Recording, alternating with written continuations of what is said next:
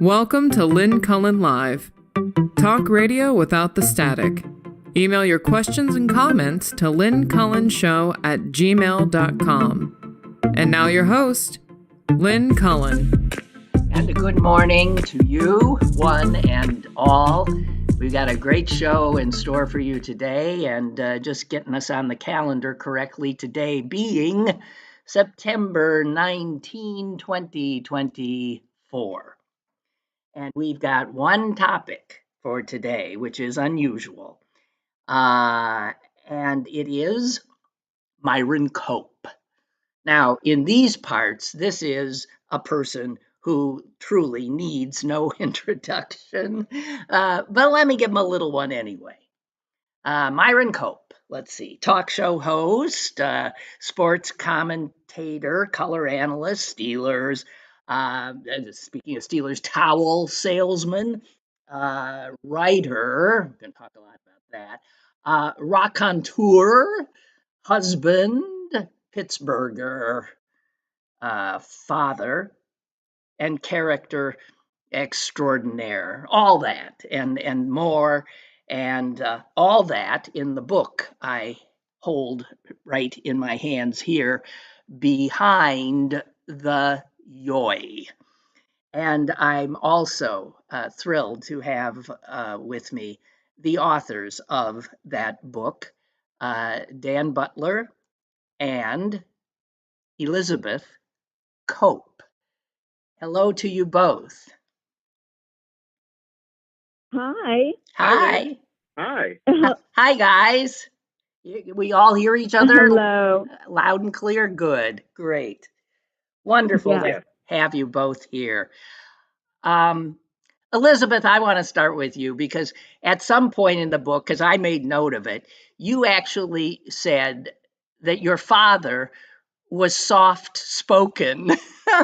Now, to those of us who think we knew him, for heaven's sakes, that, yes, seems very funny. Soft-spoken. I believe you said soft, kind, and soft-spoken, or something to that effect. Was he really? Yes. Well, that was a part of him. A part of him. Everybody has different parts. He was very multifaceted, very many layered. His persona on air was not the whole him. That was part of the person that he was. When he was at home, I mean, just like anybody else, after a day of working hard and being on, you know what I mean by on, like, performing. Oh, yeah. And I mean, he never performed. I mean, that was the real him, but, trying to make it entertaining for people, exaggerating, he could turn off when he got home, and he was often quiet and, meditative and soft-spoken in the way that, like, he was kind, and he, people, I guess, in their heads, maybe when they meet him or when they think of him, expect that he would always be the way that he is on air or on a broadcast or giving a speech. And he wasn't. He was just like everybody else. Exactly. Well, I think that's so often the case, but when you're a public figure, as God knows he was, people lose sight of the human being, the more complex being that public figure is. And Dan, that's where you come in because, wow, I mean, I don't know how you managed to keep this book at its wonderfully readable length because Myron is just a cornucopia of stories and complexities, and I can't imagine figuring out how to boil it down. I could have gone 500 pages, Easy. 600. It, Yeah. it could have been stuff because everybody has Myron Cope stories from whether they encountered him or whether they heard him. I had this. I left it out of the book because I thought it was extraneous. But one time, my brother and I were listening to a Steelers broadcast, and Myron described a Steeler running back was scoring for a touchdown. He said he slipped through there like a wet piece of ham. And I can't do the voice. I'm sorry. I can't But either. we burst out laughing. No, I've heard you. You're not bad at it. But we burst out laughing, and like we were eating bagels at the time, and there were bagel parts all over the car because we were laughing so hard. Everybody has stories like that. But he packed so much into his life. He produced so much.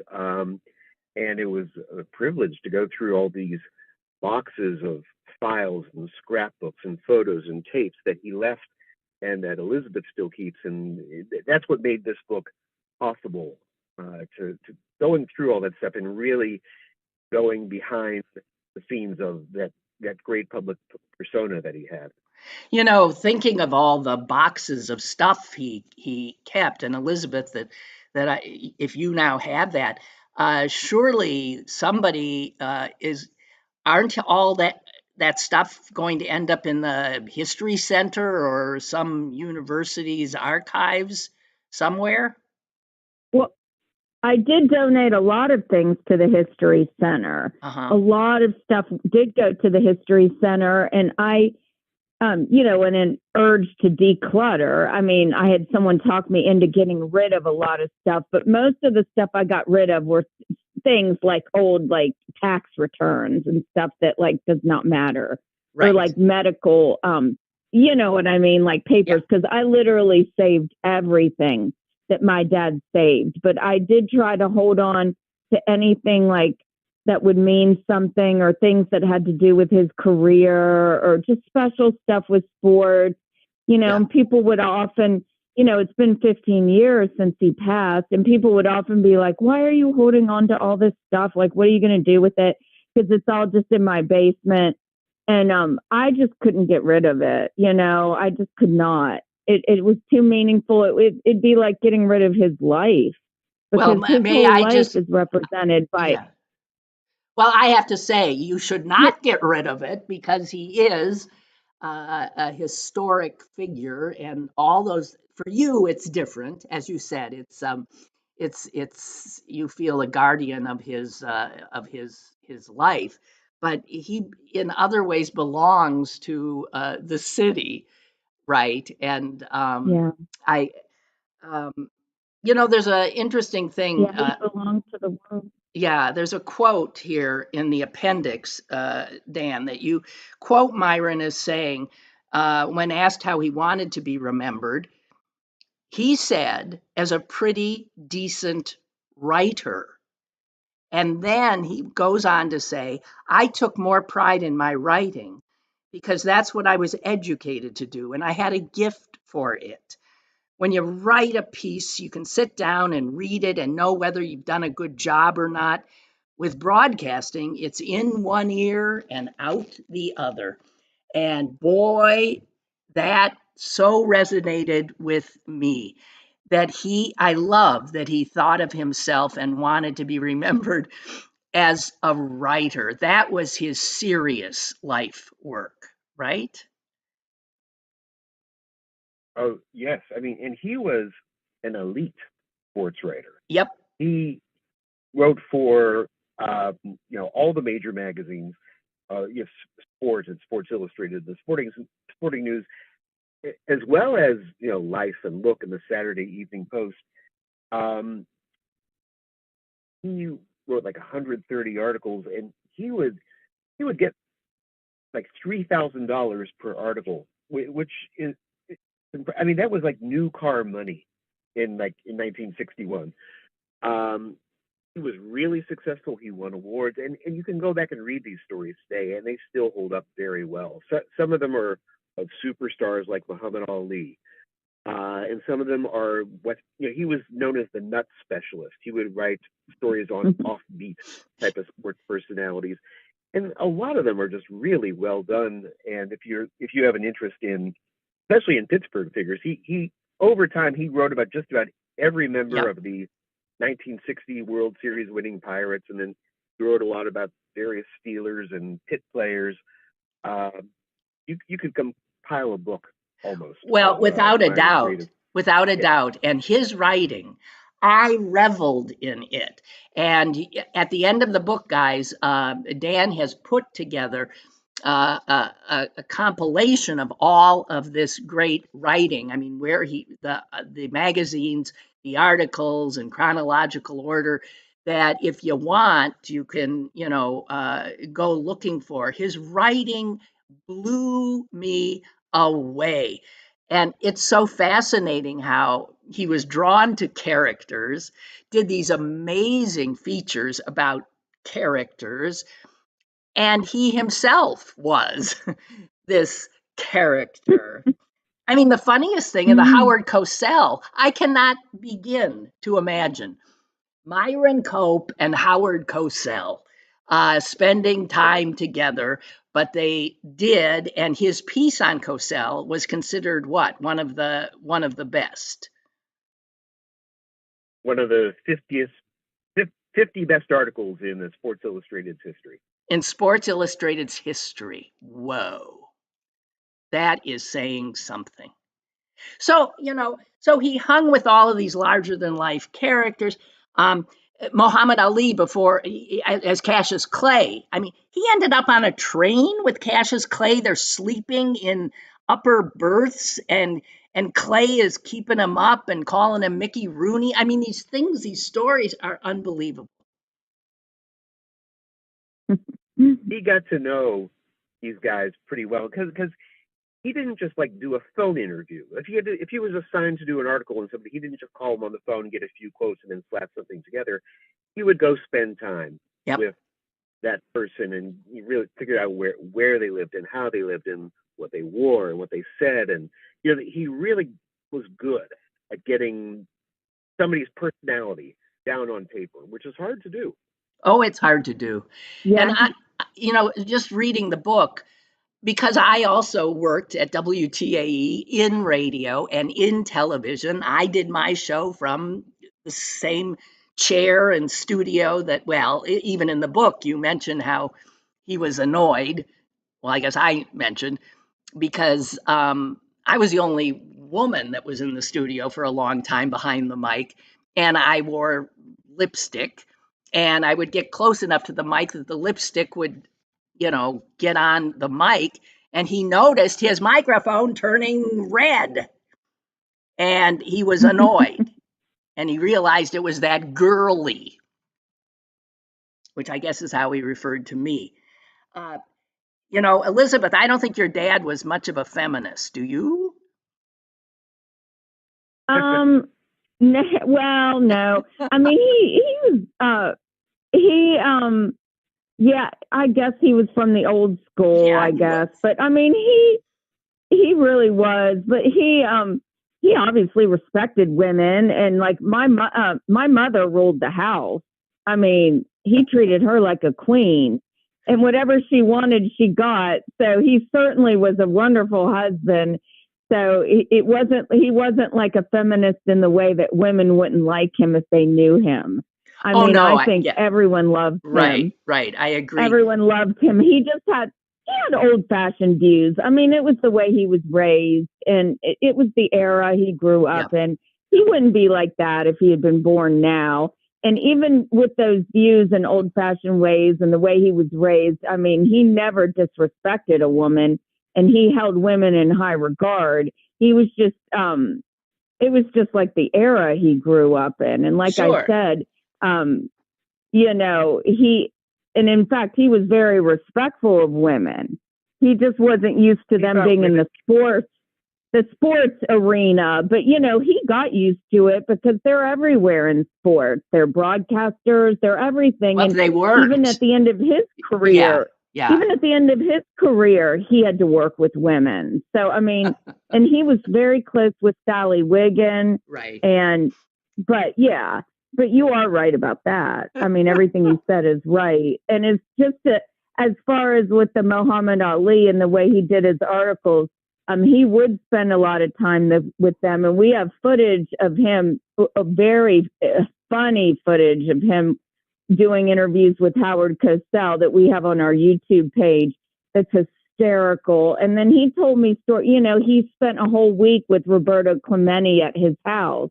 Right. I think it was in Puerto Rico, and Yeah. he did, and like I said, spent a whole week on a train with Muhammad Ali. Like, he wanted to get to know these people so he could write objectively and funny and real and let the reader know, the truth.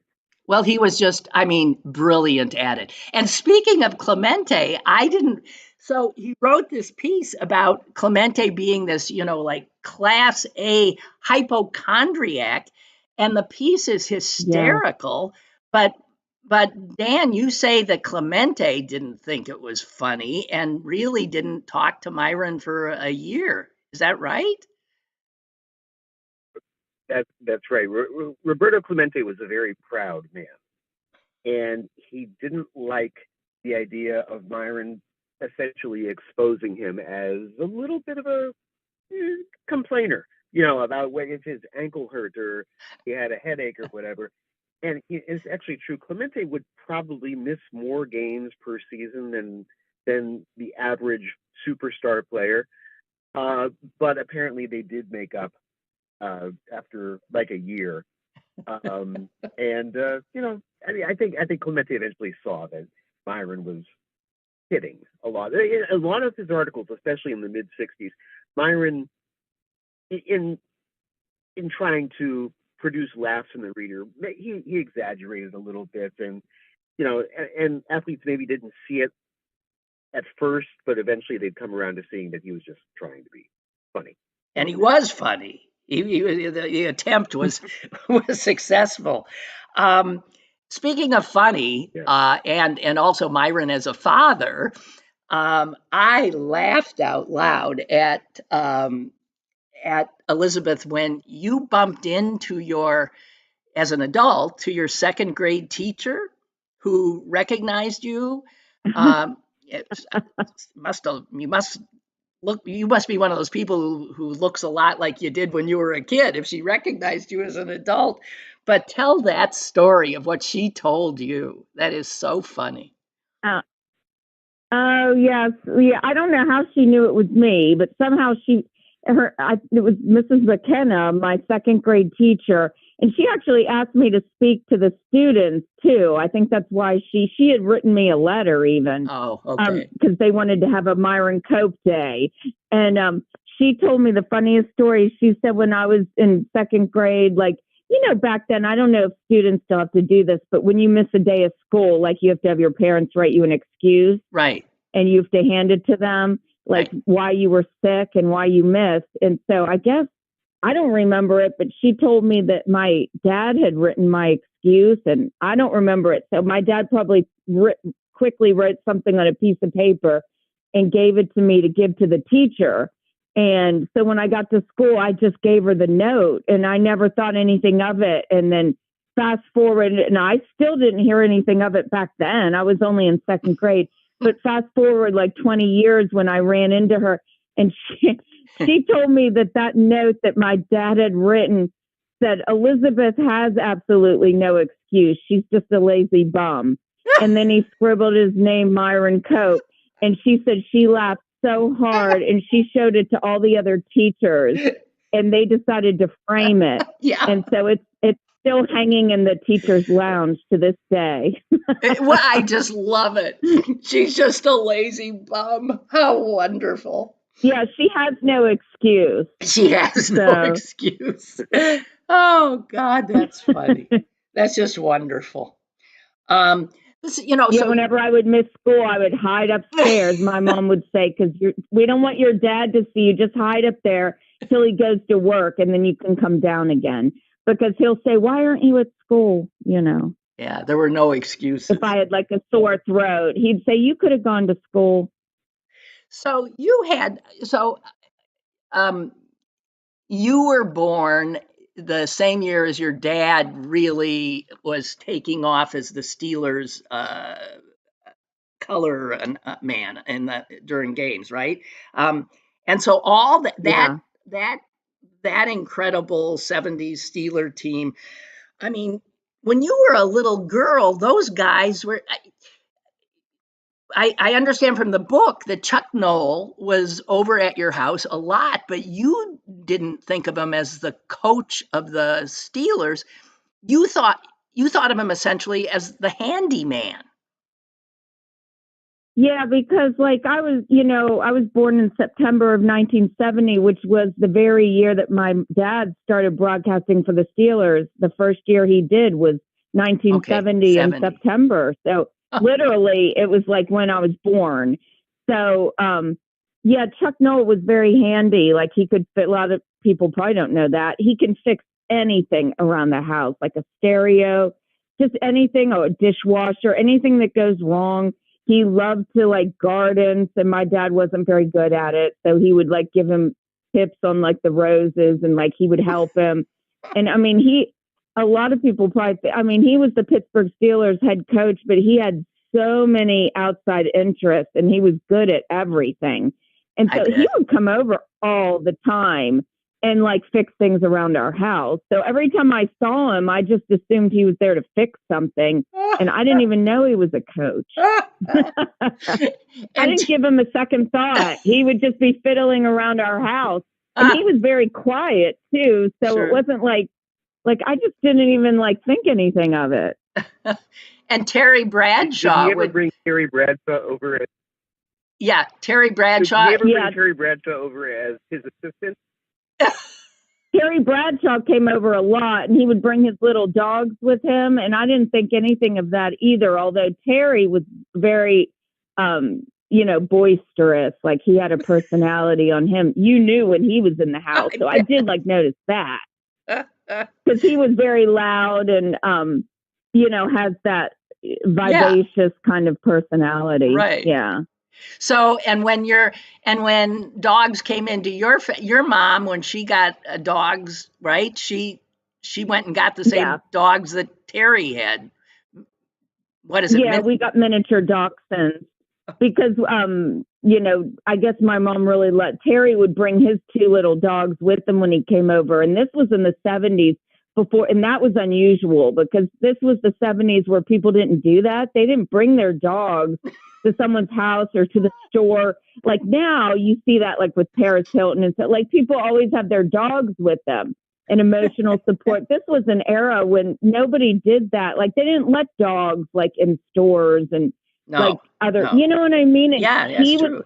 He was really the first person to do that. And a lot of people don't know that. I mean, he brought those dogs everywhere with him. And so when he came to the house, those dogs were with him and he would let them down and they'd run all over our house and bark and everything. And my mom loved them. So we ended up getting miniature dachshunds also. I want to, the idea of Myron Cope as a child makes me laugh, just thinking about it for some reason. But I was fascinated by his childhood, in the same neighborhood I'm sitting pretty much right now in the Squirrel Hill area. And, he was just, he was a Pittsburgher and a Squirrel Hill Jewish kid, went to Alderdice. I was surprised to hear he was actually a good musician. He played the clarinet and was even in the Pittsburgh All-City Band. And the other thing, he took dancing lessons when he was a kid from, none other than the other very well-known Pittsburgher, Gene Kelly. What? He was an excellent dancer. Him and my mom used to dance all the time. And after my mom would pass away, I often went to events with my dad and weddings and just different things. And he danced up a storm and I would dance with him. And he just was such a good dancer and he loved to do it. My parents jitterbugged. As far as musical talent, I don't know. He said he played the clarinet and all this. I don't know if he was any good at that. What do you think, Dan, from research? From the story of him being on the Pittsburgh All-City Band is true. His friend Jerry Finn, who radio audiences knew better as Zivko Kowalczyk, confirmed that in a story sometime. And Hey Dan, can you get a little closer to your phone? You're a little soft on my end. Oh, Yeah, can you hear me now? Oh yeah, that's better. Oh, that's much better. Much better. Okay. Yeah, his friend Jerry Finn, better known as Zipko Kowalczyk to radio audiences, confirmed that he was a good clarinet player. I read that in the story years ago, and Elizabeth, your cousin, also confirmed that. Yeah, it's hard to believe Myron Cope had musical talent. It's just it didn't extend to singing, No, as but that didn't keep him. That didn't keep him from singing. God knows. no, oh no, he Oh Lord, have mercy, have mercy. Yeah. So one of the cute stories of his childhood is of how he would sneak into Forbes Field. Dan, could you talk about that a little bit? Yeah, well, you see, the Kopelman family, and they were the Kopelmans, not the Copes. You're getting quiet again. I am. Yeah, I don't know. Can you hear me now? Yes. Yes. Okay. Anyway, so the Kopelmans, they didn't have during the Depression. His dad had lost his business, and they lost their house, so he was short on money. And he would work during the summers at pirate games as a vendor, and he got to know Forbes Field really well. So when football season came around, he would report to work as a vendor. He would go to this room in Forbes Field he called the dungeon. He would just show up there. He'd act like he was going to be a vendor that day. But then when nobody was looking, he would dash through an iron gate and run down one concourse and then up the stairs and down another concourse. And he would lock himself essentially in a stall in a really remote men's room. And he would hang out there for 2.5 hours before the game. And then, when there was enough crowd noise, he'd come out and watch the Steeler game. He was that passionate about watching the Steelers. He didn't have the $2.50 he needed to get into the game. So this was his way of seeing the Steelers. And the Steelers were always his team from the time he was in grade school on. So you mentioned they didn't have a lot of money, but that his dad had been a very successful, started as a clothing business in Pittsburgh, but then when the Depression hit, he had a nice house that he bought in Squirrel Hill, and he ended up losing the house. I mean, so during his childhood they went through some rough times and saw a decline in the standard of living. Can I just add real fast? My grandfather, he was the oldest out of a bunch of siblings, and back when he was born in Russia, and he had to go to work right after graduation from high school. He was the smartest one, as story and legend tells it in my family. He was the smartest one. He was a mathematical genius. Like if you gave him, almost like an autistic savant, like if you gave him like a bunch of numbers, he was like a calculator. He could do it in his head, but he wasn't allowed to go to college. And he actually worked so that all his other younger siblings went to college. His one younger brother became a cardiologist, one of the most prominent ones in Pittsburgh. He helped put him through med school, but my grandfather never got to do that. But he still was very successful, but he lost his business during the Depression, and they didn't have very much money. My dad always told me the story of, but his dad had a lot of values and taught that to my father, like honesty in business and working hard. My dad said when he was like 9 years old, apparently he like shoplifted a comic book. And when my grandfather found out about him, he marched him back to the store. He said, dragged him by the ear and made him return the comic book and like write him a long letter apologizing and saying how stealing is wrong and all this. And he said he always remembered that. How did, since we're talking about your grandfather, Kopelman, an immigrant, how did he and your dad's dad feel when when Myron was not able to use his name, Copelman, on his stories that he was writing initially for the Post Gazette, and how it had to be changed to Cope. Oh, well, it's hard to say. I don't think they liked it because my dad never talked about that. That was a very sore subject. It hurt my dad to do that, to change the name. He felt it was necessary for his career. I guess he had pressure put on him by whoever may be at the top to do that in order to keep his job, to keep writing. They didn't want him to have a Jewish sounding name. They thought this name was catchy, shortening it would be better for him, catchier. But as far as personally and with his family, that was real painful for him.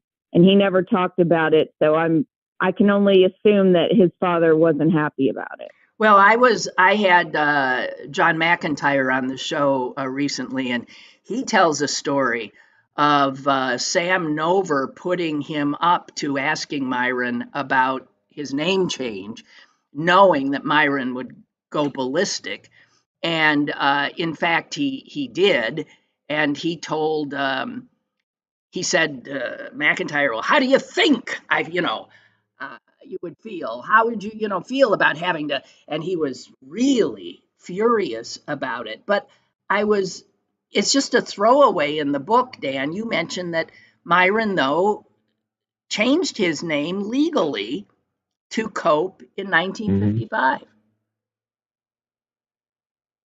I think he knew, regardless of what his parents might have felt, I think he knew Myron Cope was a lot catchier than Myron Copelman. And as a young man, Myron was pretty ambitious. He liked being a newspaper man at first, but then he realized he would get more money and more recognition writing for the magazines. And he actually signed up with a New York literary firm to help promote his career. He had an agent who would promote him to magazines. It was a prestigious firm. It was the same one that handled John Kennedy, of all people. Huh. And he stayed with them for about 10 years, and then he kind of outgrew them. He didn't need them anymore, so he left. But he was having publicity photos of himself taken in the 50s. He really tried to get around and get noticed. Being a sports writer on a local newspaper, I think that was a bit too confining for him. He was aiming higher, and becoming Myron Cope was part of that. And he wasn't even thinking about broadcasting at that point. He was just thinking writing. The broadcasting came much later. Well, I know it was highly unusual for somebody as a freelance writer, which is what he was in the 50s and 60s, to be able to make a good living doing that. But that's how good he was. All I want to say is, if you really want to read some great, funny, incisive writing, you can't do better than Myron Cope. In reading just some of the little snippets in the book, people that I knew and adored were brought back to life. And Mossy Murphy, who was a friend, I didn't know that Myron had written a piece for Sports Illustrated about Mossy. Whoa.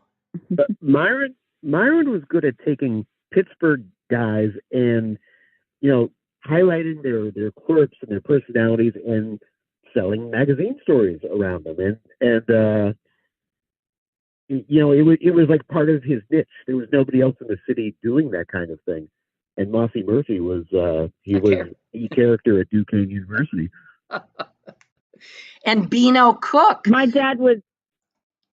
Go ahead, Elizabeth. My dad was real disciplined as a writer. I know my mom would tell me that, when he was freelance writing, he didn't have to like report to an office or anything like that, especially if he was writing a book. You write from home, like how people today, work remotely. Like back then, like usually people go somewhere to go to work. So that was unusual. And so he had to be very disciplined. And my mom said he would get up at like 5 or 6 in the morning and act like he was going to work so that he would know he would work, like get dressed up in like a suit sometimes. And he would go into his office at home and write for like 5 or 6, 7, 8 hours, just like as if he was at an office. And then when work was over, he'd come out of the room, change into comfortable clothes, and it was like he was home. Oh, how cute. How Even though he was home the whole time. He acted like he was going to work because he didn't want to like slouch off. Like he didn't want to, just because he was at home, he wanted to make sure he worked. Wow. That is such a great story. We've mentioned your mom a few times, Mildred, and clearly the love of your dad's life. And as you say, she ruled the roost at home. She must have been one tough cookie in many ways, because he was, even though we're talking about him when he was a writer at home, but once he got into broadcasting, he was gone a lot. And she made things work.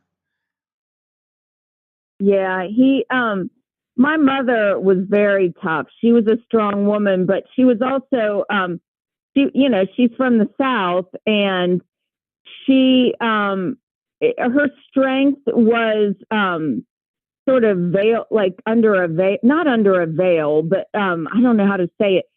She wasn't like abrasive tough. Like she was soft, she was feminine, and she ruled silently. Like she often would let my dad think he was getting his way, but he wasn't. She would she knew how to like pull her power wise. Like she would say things to me like, why do you argue with your dad and scream and yell? She goes, it's so silly. She said, just let him tell you what to do and then just go do whatever you want or something. Wise advice. Just let him. Yeah, she'd be like, just let it go in one ear out the other, like I do. She said, just do whatever you want. Just tell him that you're going to like do what he says, or, you know what I mean? Like she knew how to, and my dad, whatever she wanted was what happened, but she didn't have to raise her voice to get her way, or, she just let her wishes be known in a soft and quiet way, in her own way. And my dad loved her so much. Like she knew, like, that was going to be the way it was, but they never like yelled at each other or fought or argued. Like they had a wonderful marriage. They were best friends, really. They talked about everything. It's wonderful. Hey, I made a big mistake at the beginning. Who's Dan Butler? I know. I noticed that too. But wait a minute. Who is he? Wait a minute. I swear I know it, Dan. Anyway, Dan Butler had nothing to do with this book and is not on the show today. Dan Joseph. God, Dan, I am so sorry. That's okay. No, it's not okay. That's like Myron would say, that's not okay. No, not okay. It's funny Dan Joseph Dan Butler. Who the hell is that? It is somebody. I'm sure there's many Dan Butlers, but it's somebody in my life, and I can't even place him now. Dan Joseph. There's so much to talk about here. I'm losing my mind. In regard to your mom, she had to be tough. I mean, Dan, you go into the fact that she had trouble with pregnancy. She had miscarriages, and then she had a little baby girl was born, but lived only 4 days. And then she finally had a little boy, Danny, and then obviously Elizabeth, you came along 2 years later, but Danny, as many people know, uh, was not well either. So Elizabeth, you were the only child that, it had to be very hard for you to be the baby of the family and yet to have an older brother that you had to care for. My mom had a lot of trouble having children. My parents wanted to have a large family. They wanted to have a lot of kids. I think they said they wanted 5 or 6 kids. That was their goal. And then my mom had 5 miscarriages. And then she had no trouble getting pregnant. She had trouble carrying to term. Mhm. She would always miscarry. So when she got pregnant with my brother, after Martha died, our sister, who lived 3 days, after Martha died, my mom got pregnant with Danny a year later, and the doctor immediately gave her estrogen shots to keep from miscarrying, which is what they did back then. It was considered like a miracle cure. Now they know it leads to cancer because they think that was the root of my mom's eventual breast cancer. But she was receiving a lot of estrogen, and she ended up still going into emergency labor with my brother, but they did an emergency C-section. They found out the umbilical cord was wrapped around his neck. He was completely blue. They got him out as quick as they could, but they didn't know how brain damaged he would be and all of this. And so we know how that all turned out. They had to wait to find out. And then my parents gave up having kids. They were like, well, because they tried so hard for so many years for really from the time they were married. So for 8 or 9 years, they were trying to have children. And so they had given up after Danny. And then when my mom got pregnant with me, I was the only child that wasn't expected, that they weren't trying to have. And the doctor, because of my mom's history, wanted to immediately put her on bed rest and give her medicine. And she was like, absolutely not. She's like, I'm done with that. She's like, I did that with all my other pregnancies and nothing worked out. She's like, if this child is meant to be born, it will. And so she did nothing when she was pregnant with me that she did with all the other pregnancies where she tried so hard to do everything right. She said she ate whatever she wanted. She went out. She played tennis. She said up until the day I was born, I was the only one that didn't go. It went to full term. In fact, I was kind of late coming, and it was the only pregnancy where she didn't have morning sickness or any sickness. And I was born healthy. And then she was aware that, I guess she wanted me to have a sibling. Both my parents were aware that there might come a day when I was by myself without family, because they were older parents. My dad was in his mid-40s when I was born, and my mom was 40. And, I was basically an only child besides Danny, who couldn't speak. And so they tried to adopt a little girl from India.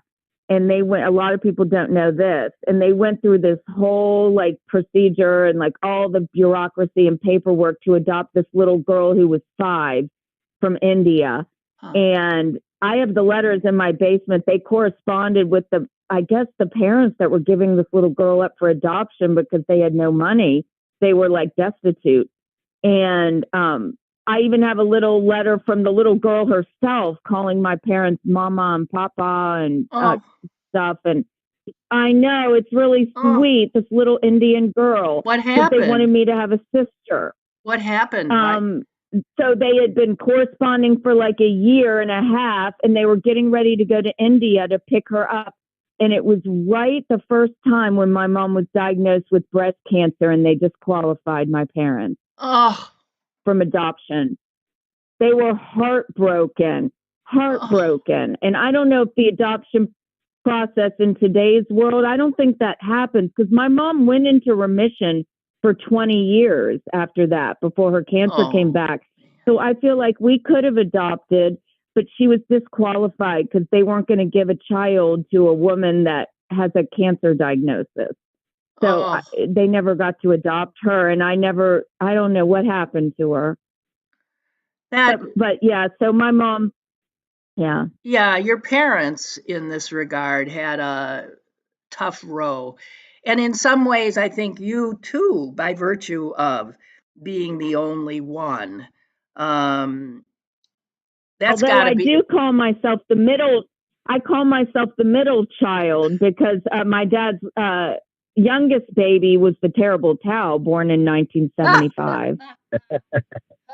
The youngest, spoiledest child, most spoiled child. So I actually have the middle child syndrome. Well, you know what? That is so odd that you're saying that, because I ripped this out of the Jewish Chronicle. I am looking at a picture of a beautiful newborn. Let me see. It says, David and Jamie Frankel joyfully announced the birth of their son, Jesse Robert, born on August 23rd in Chicago.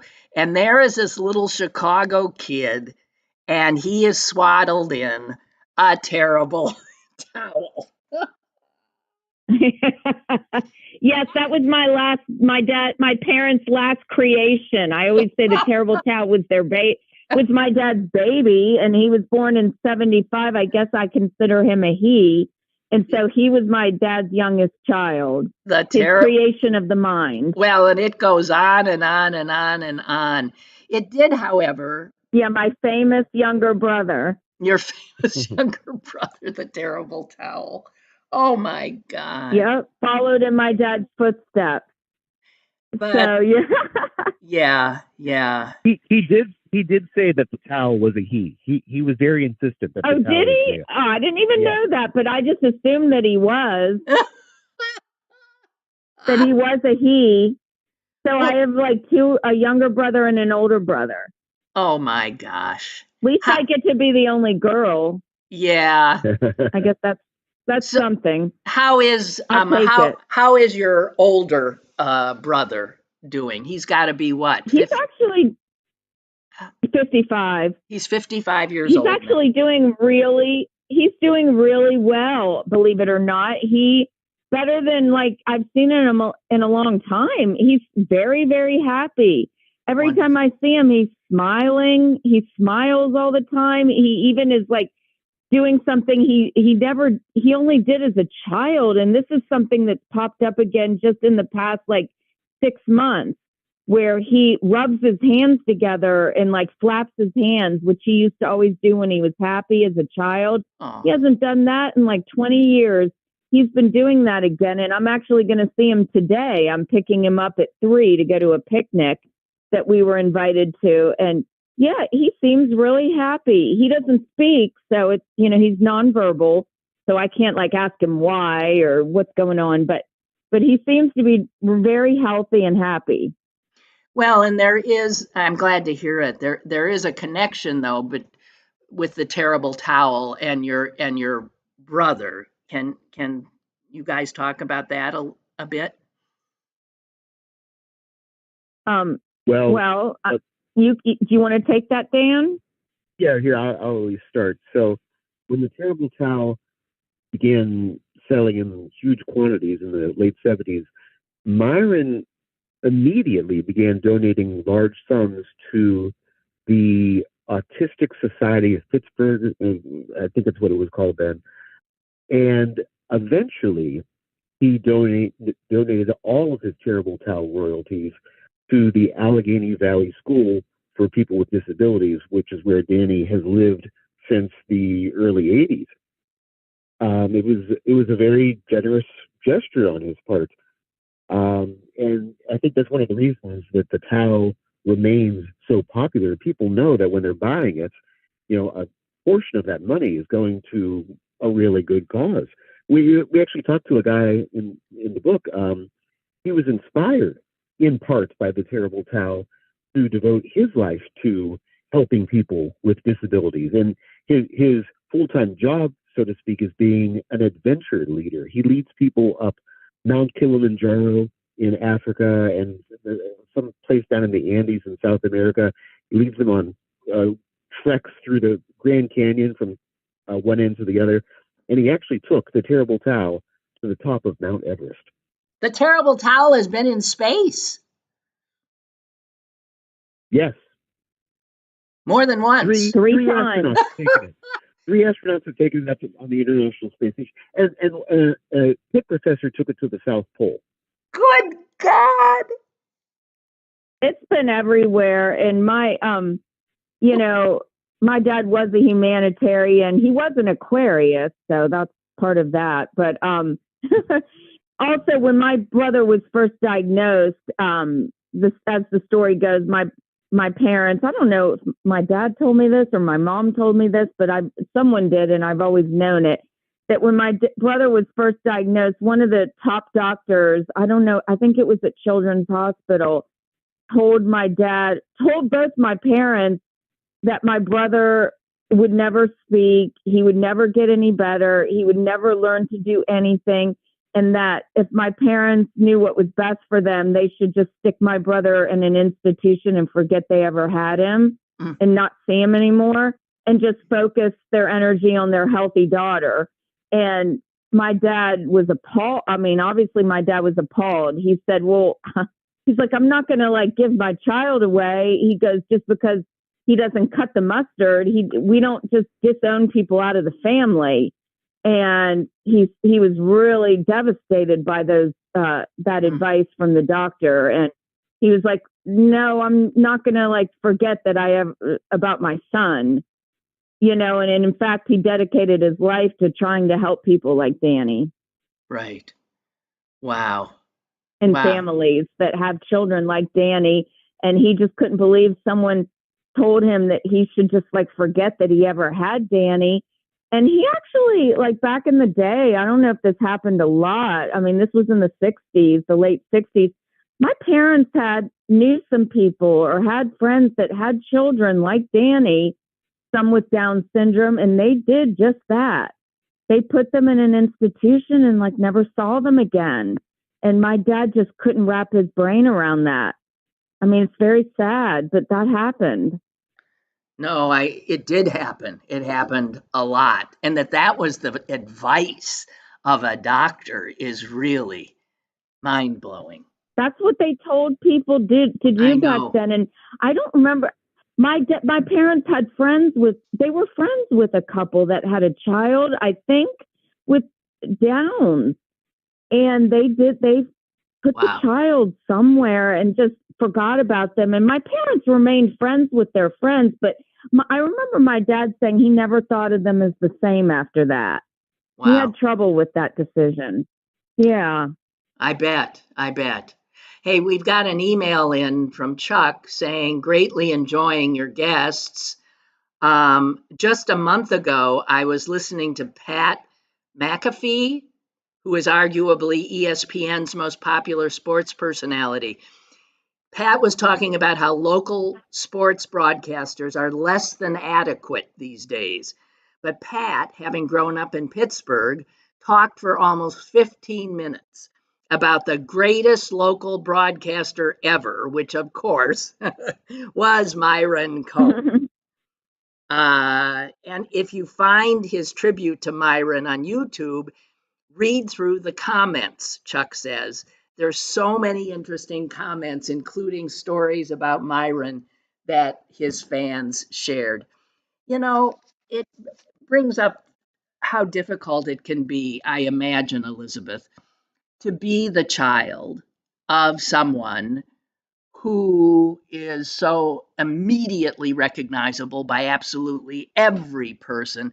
And you didn't even have to, and blind people, because all he had to do was start talking and somebody would immediately know who he was. And how difficult that really is, because it's like he's owned by the city, and yet he's your dad. And I mean, I think that must be hard. It is hard sometimes to have a dad that belongs more to the world. Yeah. And growing up, I did used to hate that in a way. When anywhere we went, we were always a spectacle because, first of all, like everyone recognized my father and came up to us and pointed and stared. And then if my brother was with us, which was all the time, mostly until he went to school, and even when he went to school, he was home all the time. My brother would throw temper tantrums in public, throw himself on the ground, scream at the top of his voice. Everywhere we went, everyone was staring at us. And I used to always tell people that it's impolite to stare. Why are you staring? Because my mom used to always tell me, don't ever stare at anybody. I don't know if people get that advice now. She'd say, that's so impolite. Don't stare at people, especially if they're different, you know? But I didn't like it. But now, like, obviously I'm so proud of my father, and like my perspective is completely different. It's different when you're a child. Things are different. Like children, I don't know, maybe they are today. I think children are more aware of celebrity today because it seems like everyone wants to be a celebrity. But back when I was a child in the 70s, it wasn't children, like people weren't like as fascinated or obsessed with celebrity like they are now. So back then, I didn't like it and it was difficult. I can imagine, though, that if I were a child today and had a celebrity parent, I'd probably love it and feel different about it. But when I was growing up, that wasn't something that I relished. No, I can absolutely understand that. Absolutely. It's like no child wants to share their dad with a bunch of strangers. And that's what it must have felt like. It did. But I also did recognize that he was special and that for some reason everyone, like, you know, came up to him and wanted to know what he thought about things. And I did, even then, there was a sort of excitement about it. Hard to describe. Like, I don't think I was conscious of it, but I think subconsciously I knew there was like an excitement and it was something special, and I felt grateful, but I wasn't really sure what I was grateful for. I know I'm not explaining it well, but like I felt grateful for the family I had. I knew I had a special family and I loved them so much, and I felt lucky and special. Well, you were very lucky, and I'm sure special. And you had. I mean, every child is special, though. Yes. Well, that's Mr. Rogers told us that. I remember being every child is special. I know. I got confused by that because I thought if every child's special, what's so special about being special? Yeah, I guess you're right. Yeah, I don't. Go ahead. I wanted to say Myron Cope and Mr. Rogers did meet apparently one time. And they died on the same day. Well, 5 years apart. Same. Right. Wow. But I would have loved to have been in that conversation between your dad and Mr. Rogers. That would have been the loudest person in Pittsburgh was somebody talking. The quietest. Oh God! I didn't know that, Dan, that they met. How funny! How'd you find that out? They apparently were at the same dinner or something. An award was being given out. Yeah. Oh, how funny! Other than the fact that it happened, I don't know. Unfortunately, I don't know what was said. Oh, too bad. It's lost to the ages. Two of Pittsburgh's most iconic figures. Guys, if you're just joining us, we're talking with the authors of a book. Man, you want to give a Steeler fan a great gift? Get your Christmas shopping and Hanukkah shopping done early. Behind the Yoy, The Life of Myron Cope. The author is Dan Joseph and Myron's daughter, Elizabeth Cope. And this book, I assume, is in all the bookstores here. and available online. I think people go to the bookstore. Go to an independent bookstore is all I'm saying. But screw Amazon and go to a damn bookstore. But it is out all over the place, right, guys? Yeah. Yes, it is. Yeah. Well, this has been an absolute delight. I didn't even make a dent in all the stuff I wanted to talk about. I relish the book. I thank you both for writing it and for joining us for this hour. It was very special. And apologies once more, Dan, for getting. I mean, that is like cardinal sin number 1 of an interviewer.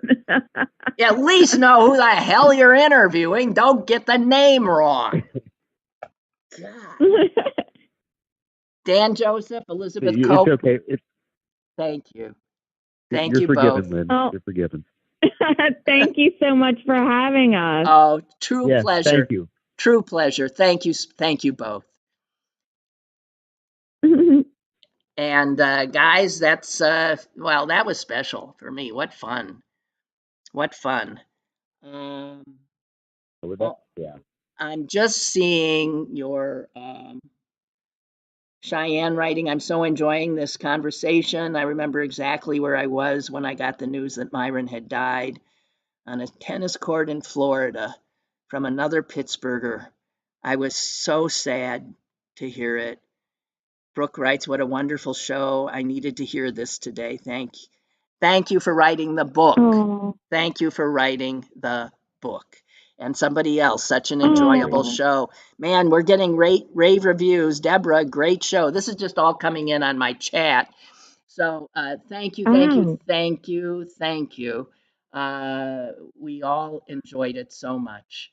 So I guess that's it for this edition of Lynn Cullen Live. And go out and get that dang book. It is good. I promise you. Lynn Cullen Live, Monday through Thursday from 10 a.m. to 11 a.m. and archived at pghcitypaper.com. The opinions expressed on Lynn Cullen Live are those of the host and do not necessarily reflect the viewpoints of Pittsburgh City Paper or its advertisers. We're not now, are we? No, I don't think so. I hope not. Yeah, I don't hear her. Okay. I didn't know, because the podcast we did with those guys, like afterward, we were like all talk. You know what I mean? Yeah. Yeah, I know. Maybe some. This